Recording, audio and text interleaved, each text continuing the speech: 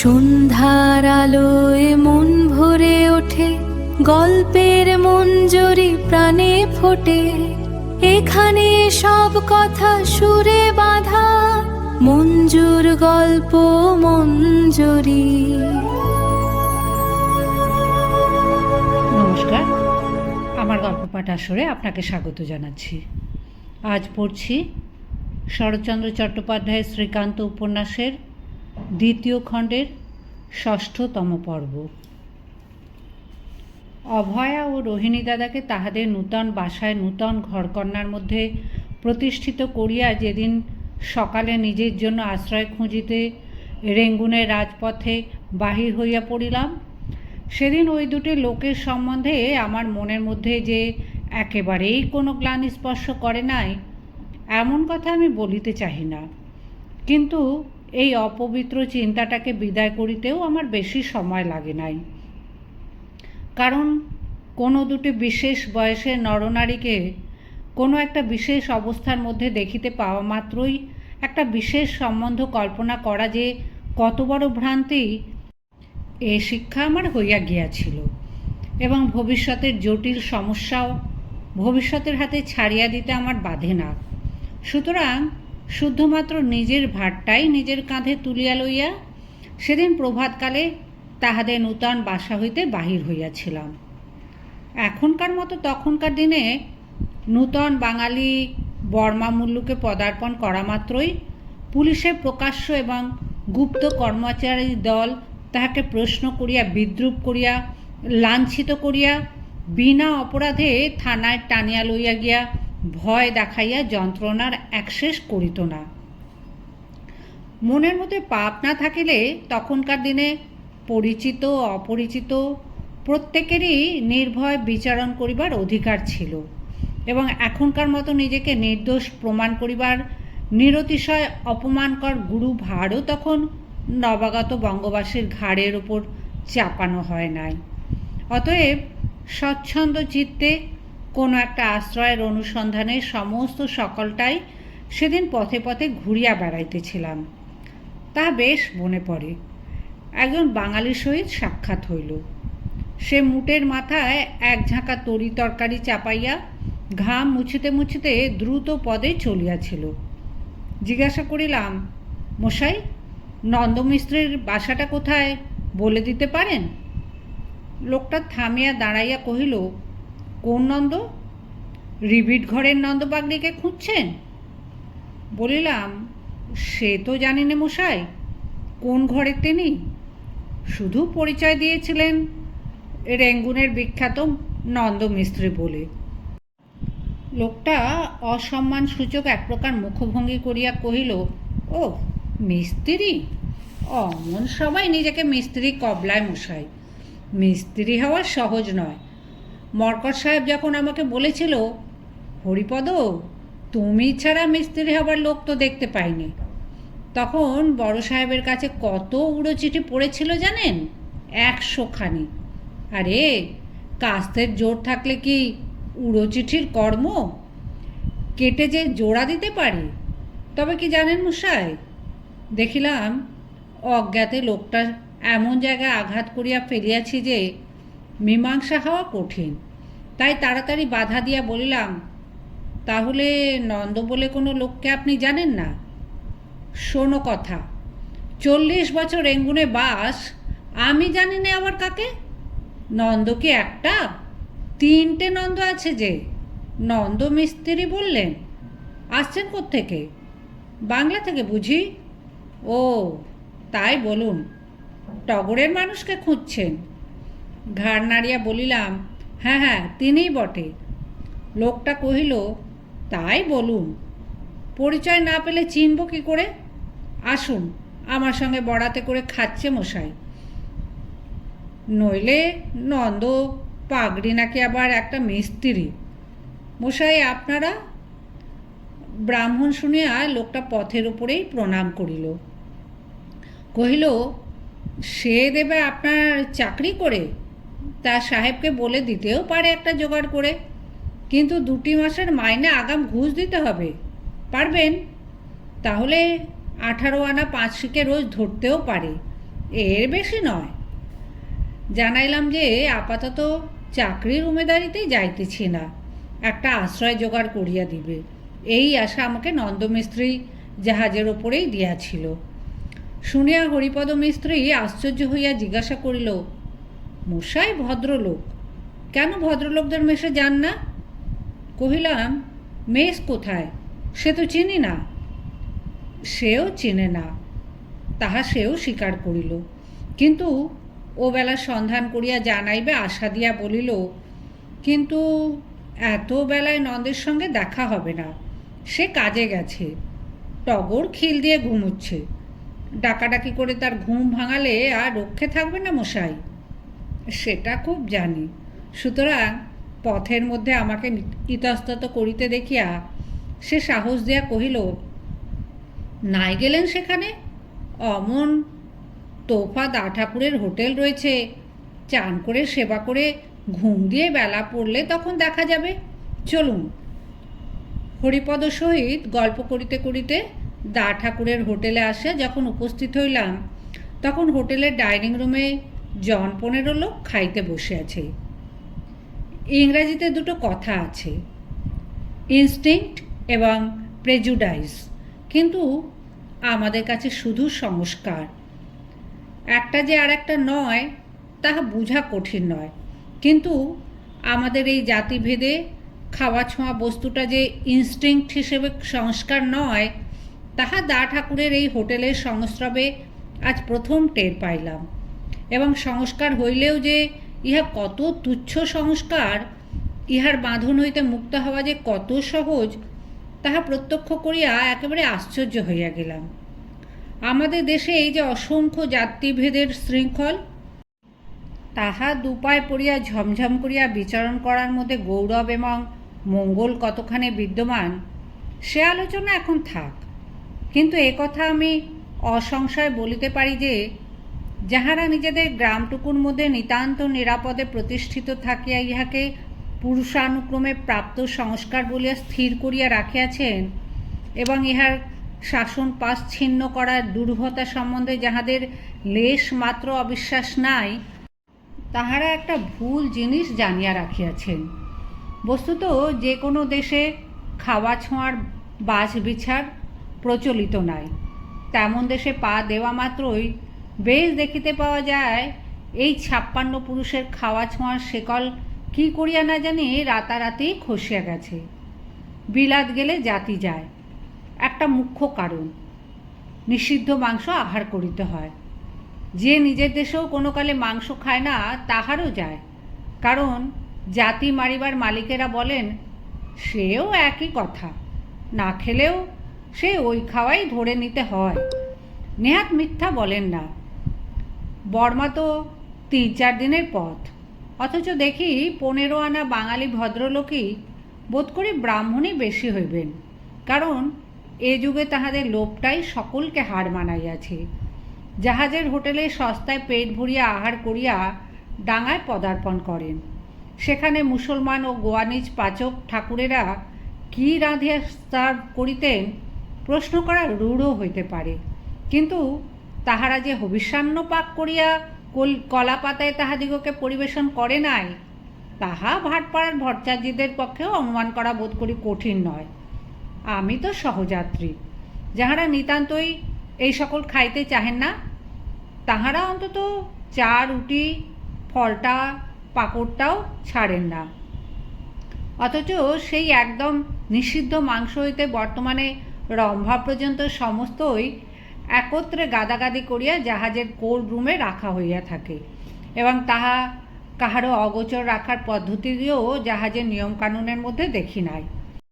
তবে আরাম এইটুকু যে বর্মা প্রবাসীর জাতি যাইবার আইনটা বোধ করি কোনো গতিকে শাস্ত্রকারের কডিসিলটা এড়াইয়া গেছে, না হইলে হয়তো আবার একটা ছোটোখাটো ব্রাহ্মণ সভার আবশ্যক হইত। যাক, ভদ্রলোকের কথা আজ এই পর্যন্তই থাক।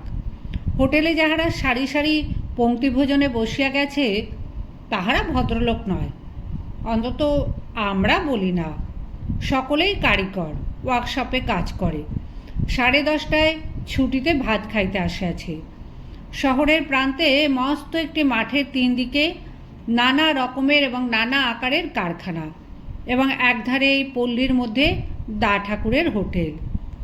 এক বিচিত্র পল্লী, লাইন করিয়া গায়ে গায়ে মিশাইয়া জীর্ণ কাঠের ছোট ছোট কুটির। ইহাতে চীনা আছে, বর্মা আছে, মাদ্রাজি, উড়িয়া, তৈলঙ্গি আছে, চট্টগ্রামে মুসলমান ও হিন্দু আছে, আর আছে আমাদের স্বজাতি বাঙালি। ইহাদের কাছে আমি প্রথম শিখিয়াছি যে ছোট জাতি বলিয়া ঘৃণা করিয়া দূরে রাখার বদ অভ্যাসটা পরিত্যাগ করা মোটেই শক্ত কাজ নয়। যাহারা করে না তাহারা যে পারে না বলিয়া করে না তাহা নয়, যে জন্য করে না তাহা প্রকাশ করিয়া বলিলে বিবাদ বাঁধিবে। দা ঠাকুর আসিয়া আমাকে সযত্নে গ্রহণ করিলেন। একটি ছোট ঘর দেখাইয়া দিয়া কহিলেন, আপনি যতদিন ইচ্ছা এই ঘরে থেকে আমার কাছে আহার করুন, চাকরি বাকরি হলে পরে দাম চুকিয়ে দেবেন। কহিলাম, আমাকে তো তুমি চেনো না, 1 মাস থেকে এবং খেয়ে দাম না নিয়েও তো চলে যেতে পারি। দা ঠাকুর নিজের কপালটা দেখাইয়া হাসিয়া কহিল, এটা তো সঙ্গে নিয়ে যেতে পারবেন না মশাই। বলিলাম, না, ওতে আমার লোভও নেই। দা ঠাকুর মাথা নাড়িতে নাড়িতে এবার পরম গাম্ভীর্যের সহিত বলিলেন, তবেই দেখুন, বরাত মশাই, বরাত, এছাড়া আর পথ নেই।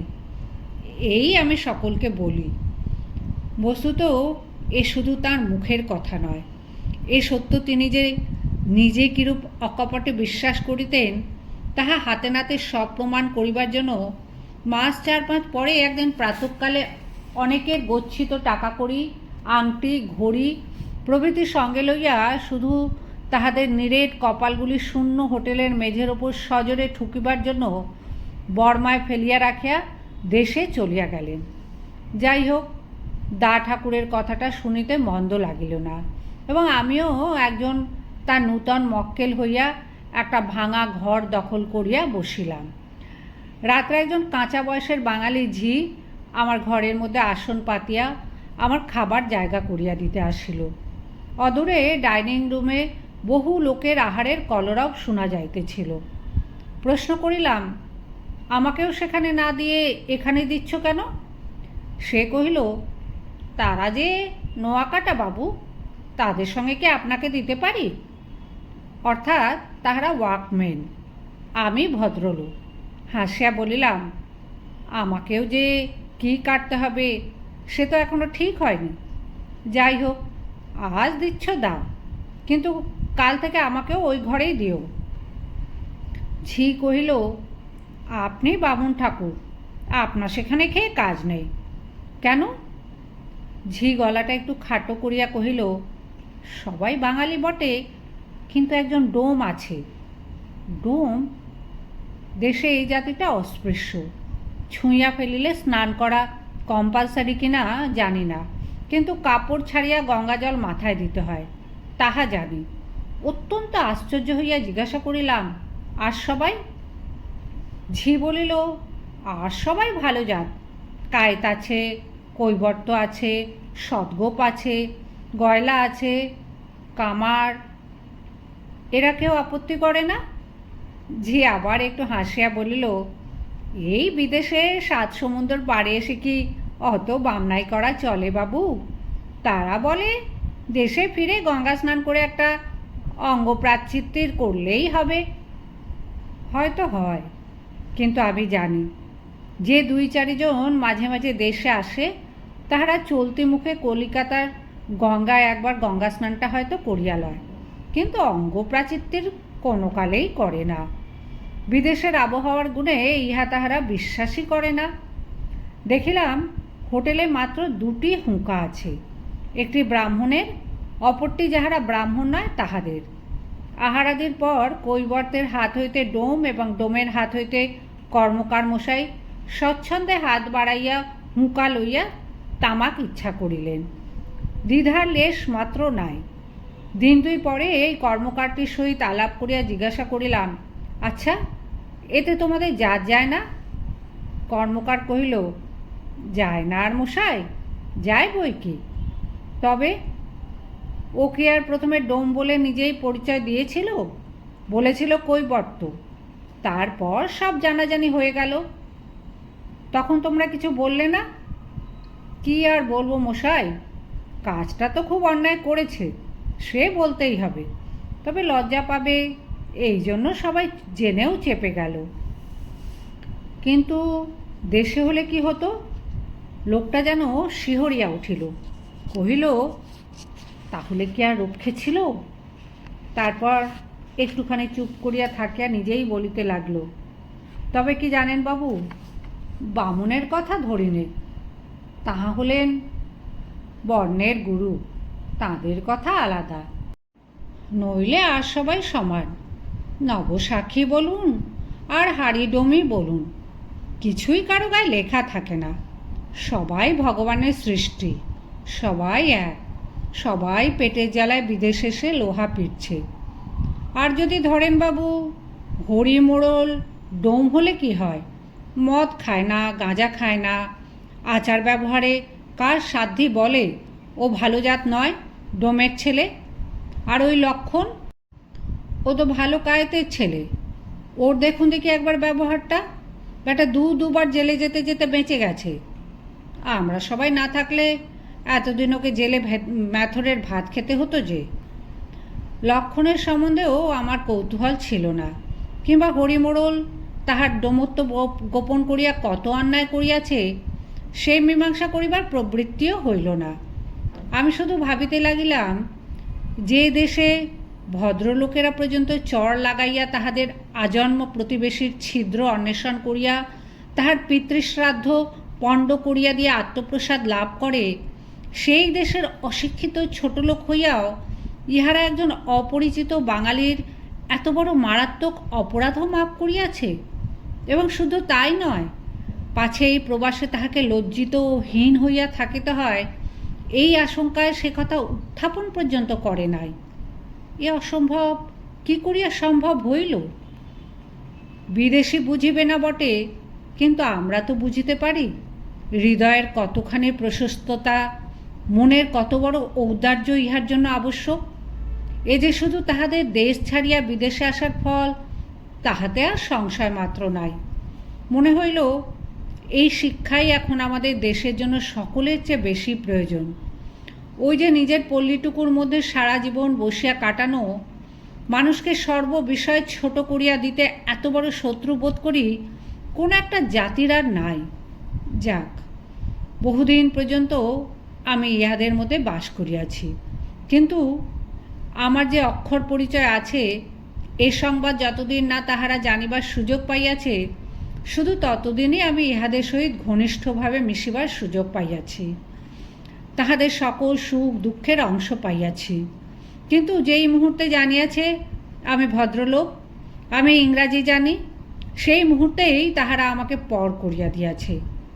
ইংরাজি জানা শিক্ষিত ভদ্রলোকের কাছে ইহারা আপদ বিপদের দিনে আসেও বটে, পরামর্শ জিজ্ঞাসা করে, তাহাও সত্য, কিন্তু বিশ্বাসও করে না, আপনার লোক বলিয়াও ভাবে না। আমি যে তাহাদিগকে ছোট বলিয়া মনে মনে ঘৃণা করি না, আড়ালে উপহাস করি না, দেশের এই কুসংস্কারটা তাহারা আজও কাটাইয়া উঠিতে পারে নাই। শুধু এই জন্যই আমার কত সৎ সংকল্পই যে ইহাদের মধ্যে বিফল হইয়া গিয়াছে, বোধ করি তাহার অবধি নাই। কিন্তু সে কথাও আজ থাক। দেখিলাম বাঙালি মেয়েদের সংখ্যাও এই অঞ্চলে বড় কম নাই। তাহাদের কুলের পরিচয় প্রকাশ না করাই ভালো। কিন্তু আজ তাহারা আর একভাবে পরিবর্তিত হইয়া একেবারে খাঁটি গৃহস্থ পরিবার হইয়া গেছে। পুরুষদের মনে মনে হয়তো আজও একটা সাবেক জাতের স্মৃতি বজায় আছে, কিন্তু মেয়েরা দেশেও আসে না, দেশের সহিত আর কোনো সংস্রবও রাখে না। তাহাদের ছেলে মেয়েদের প্রশ্ন করিলে বলে, আমরা বাঙালি, অর্থাৎ মুসলমান খ্রিস্টান ধর্মাবলম্বী নই, বাঙালি হিন্দু। আপোষের মতো বিবাহাদি আদান প্রদান স্বচ্ছন্দে চলে, শুধু বাঙালি হলেই যথেষ্ট। এবং চট্টগ্রামে বাঙালি ব্রাহ্মণ আসিয়া মন্ত্র পড়াইয়া 2 হাত এক করিয়া দিলেই ব্যাস। বিধবা হইলে বিধবা বিবাহের রেওয়াজ নাই। বোধ করি পুরোহিত মন্ত্র পড়াইতে রাজি হন নাই বলিয়াই। কিন্তু বৈধব্যও ইহারা ভালোবাসে না। আবার একটা ঘর সংসার পাতাইয়া লয়, আবার ছেলে মেয়ে হয়। তাহারাও বলে আমরা বাঙালি।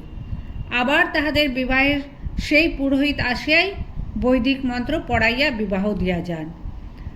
এবার কিন্তু আর এক তিল আপত্তি করেন না। স্বামী অত্যধিক দুঃখ যন্ত্রণা দিলে ইহারা অন্য আশ্রয় গ্রহণ করে বটে, কিন্তু সেটা অত্যন্ত লজ্জার কথা বলিয়া দুঃখ যন্ত্রণার পরিমাণটাও অত্যন্ত প্রয়োজন। অথচ ইহারা যথার্থই হিন্দু এবং দুর্গাপূজা হইতে আরম্ভ করিয়া ষষ্ঠী মাকাল কোনো পূজাই বাদ দেয় না।